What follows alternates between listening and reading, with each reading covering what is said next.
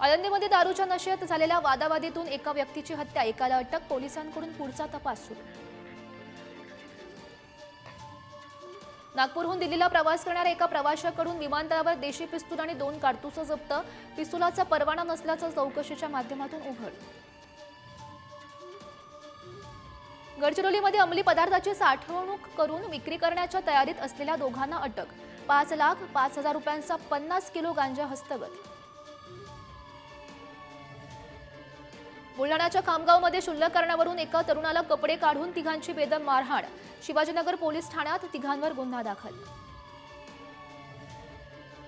इगतपुरी भागात ट्रेनमध्ये प्रवाशांच्या दागिन्यांची चोरी करणाऱ्या 3 आरोपींना इगतपुरी लोहमार्ग पोलिसांकडून अटक, 5,33,517 रुपयांचा मुद्देमाल जप्त।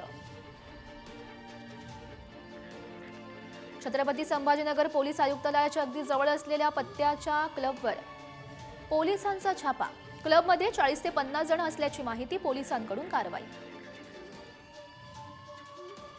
उल्हासनगरमध्ये एका इलेक्ट्रॉनिक दुकानाचं शटर उघडून चोरी, दुकानाच्या गल्ल्यातून 25,000 रुपये आणि इतर साहित्यांची चोरी। जालन्यामध्ये जावयानं सासूच्या बँक खात्यातील 57 लाख रुपये केले लंपास, आरोपी जावयाविरोधात सदर बाजार पोलीस ठाण्यात गुन्हा दाखल।